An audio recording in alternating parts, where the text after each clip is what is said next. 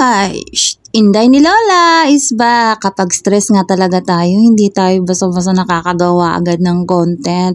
Ay guys, tara samahan ninyo ako at mag-aayos pala ako ng watch ni Lola para may kunwari tayong ginagawa. Eto, tagal-tagalan natin.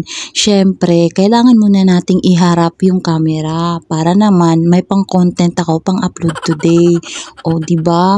Dahil inutusan ako ni Lola na i-fix ko raw ito. Buti na lang may glue pa kaming naiwan. Kaya eto, titirahin ko.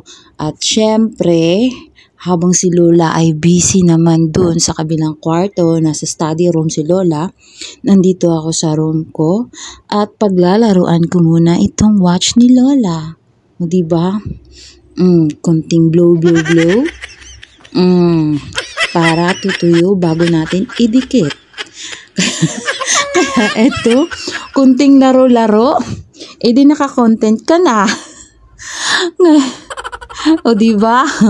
Kung ikaw ay nanood sa walang kwentang video na to, salamat sa panonood at naaksaya ko yung ilang minuto ninyo. So, yan na munang vlog-vlogan ni Inday. So, na-fix ko na yung watch ni Lola.